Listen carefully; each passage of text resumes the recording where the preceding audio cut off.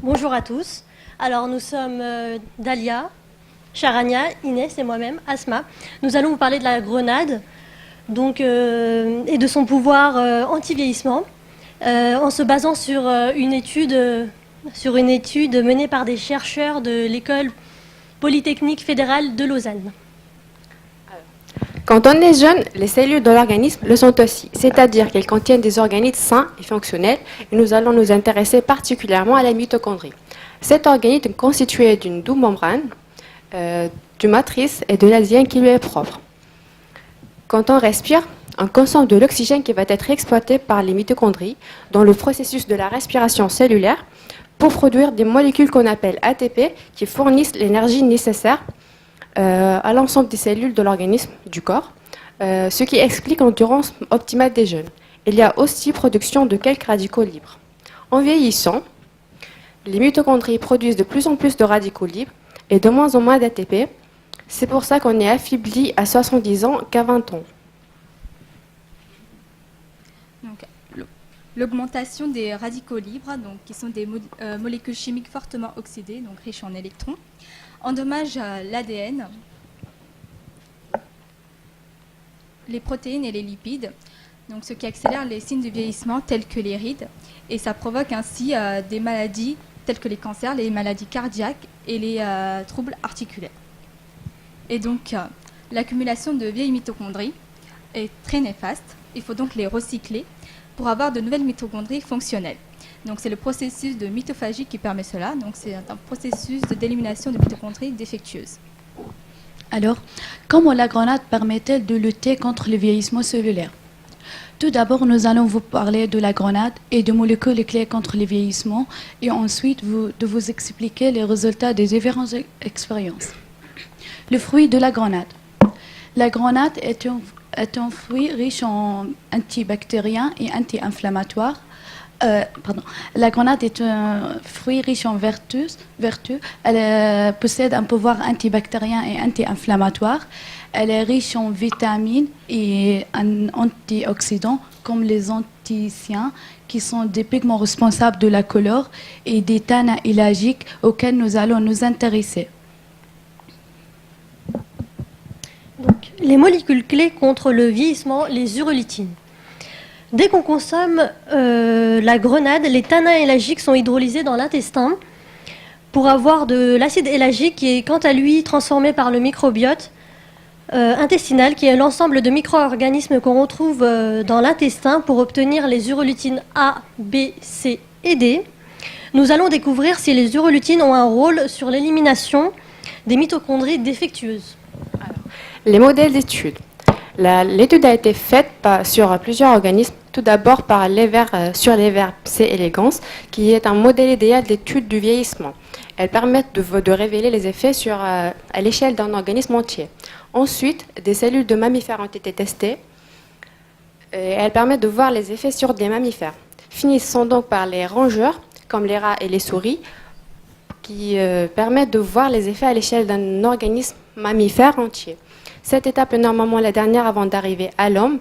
Et nous allons vous présenter les résultats observés chez les vers.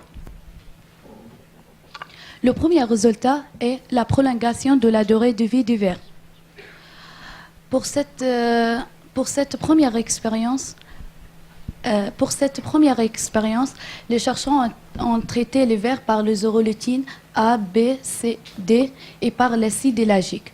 Un culture témoin, c'est-à-dire contenant des vers qui n'ont subi aucun traitement, a été réalisé. Ils ont ensuite évalué le pourcentage de la durée de vie des vers par rapport aux témoins. Voici les résultats obtenus. L'urolitine A possède l'effet le plus remarquable avec un pourcentage de la prolongation de la durée de vie des vers qui est 45,4%. Ensuite, les urolitines B et C qui sont autour de 36%. Tandis que l'urolitine D n'a qu'un pourcentage de 19%, c'est-à-dire 2 fois moins que l'urolitine A. Et quant au précurseur, qui est l'acide élagique, il n'a aucun effet sur la prolongation de la durée de vie des vers. Donc, contrairement à la molécule de départ qui est l'acide élagique, les urolitines prolongent la durée de vie des vers, notamment l'urolitine 1. Quant à la mitophagie, une expérience un peu plus complexe qui a été faite. Donc, comme tout à l'heure, nous avons des cultures de vers. Donc ici, les vers ont été traités uniquement par l'urolitine A, vu qu'elle semble la plus efficace. Nous avons aussi une condition particulière, donc, qui est la condition de restriction alimentaire, donc, qui consiste à nourrir les vers sans les priver des nutriments essentiels. Donc,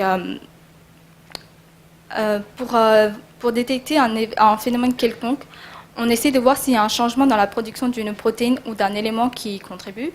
Ici, le phénomène étudié est la mitophagie, et donc l'élément qui y contribue est la protéine LGG1, qui est produite seulement lors de la mitophagie. Et donc, pour la révéler, les chercheurs ont utilisé des vers transgéniques, c'est-à-dire des vers contenant un fragment d'ADN étranger, donc ici qui est le gène GFP issu d'une espèce de méduse. Donc ce gène GFP émet une fluorescence observable au microscope confocal, et donc ce gène est associé à notre protéine d'intérêt LGG1. Donc le signal émis par la GFP révèle la présence de la protéine LGG1. Ce signal est présenté par les points blancs.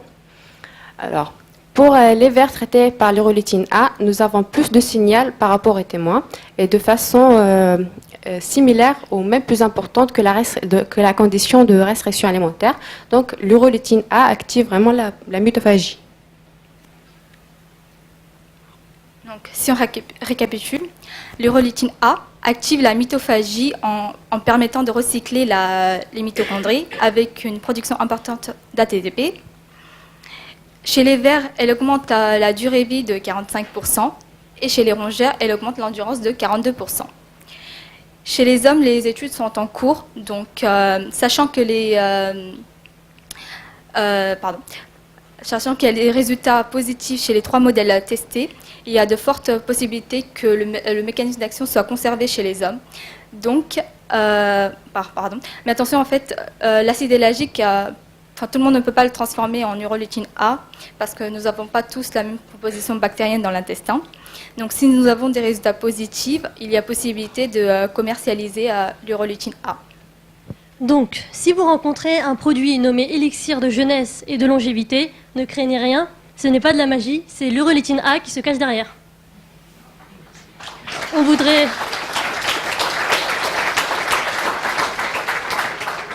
voudrait juste remercier tous nos sponsors et toutes les personnes qui ont participé à notre présentation.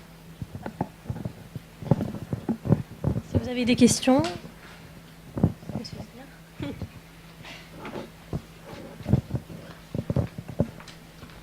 Une question très simple.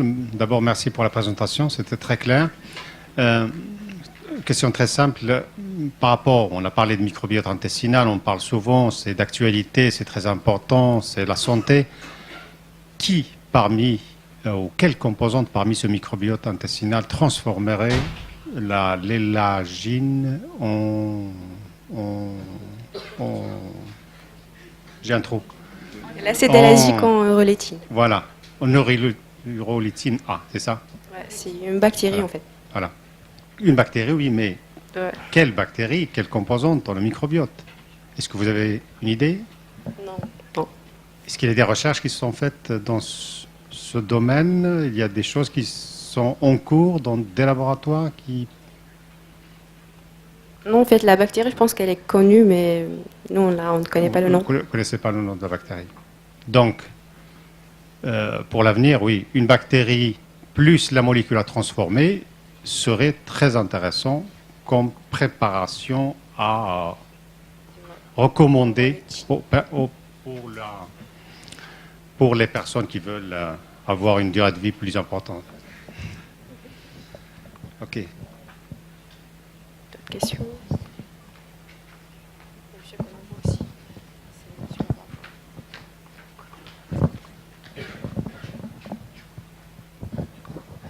Une question de détail. on parle de l'ATP, hein, qui intervient dans la mitophagie. Connaissance, je ne suis pas biologiste, hein, mais cet ATP, là, cet adénosine triphosphate, j'avais compris que ça se promenait dans le sang.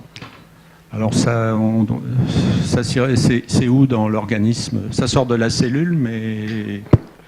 Oui, en fait, l'ATP il est produit dans un organite qui est contenu dans les cellules.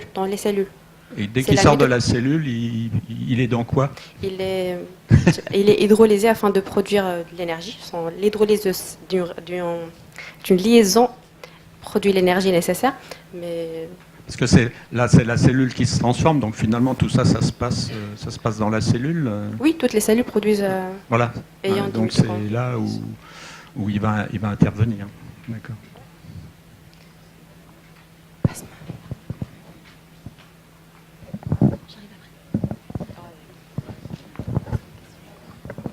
J'ai une petite question par rapport aux radicaux libres dont vous avez parlé au départ.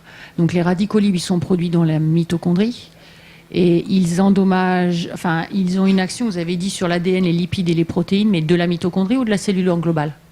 De la Et cellule. si oui, pourquoi? Comment? Et si oui, pourquoi? Si c'est enfin parce que vous avez parlé après de mitophagie, donc Ouais, les radicaux. qu'est-ce qui fait mourir la mitochondrie alors dans ce cas-là? C'est pas la mitochondrie qui meurt, mais c'est les cellules. C'est parce que les radicaux libres, ils ont un fort pouvoir oxydant. Et ça... Mais la mitophagie, c'est bien le vieillissement des... Non, la mitophagie, c'est le processus qui permet justement de recycler les cellules mortes, hein, endommagées.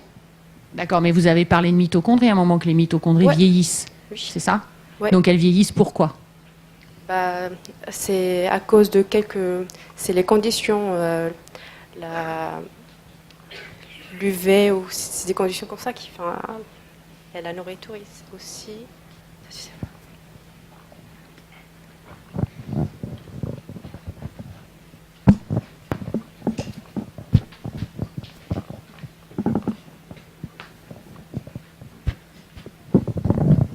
Est-ce qu'on connaît le turnover des mitochondries dans une cellule normale? Et est-ce que si on détruit une mitochondrie malade, les mitochondries se renouvellent plus vite que dans une cellule normale? Est-ce que vous pouvez reformuler la question? Est-ce qu'on connaît dans une cellule normale comment les mitochondries se régénèrent? Oui. En fait, il y a quand les cellules quand les organites fonctionnent mal, elles ont un signal qui va permettre justement de les recycler par l'autophagie ou mitophagie. Mais lors de la division cellulaire, comment est-ce que des cellules filles acquièrent les mitochondries? Ça se divise, ça se répartit entre les deux cellules. D'accord. De la cellule mère pour les cellules filles. Ok.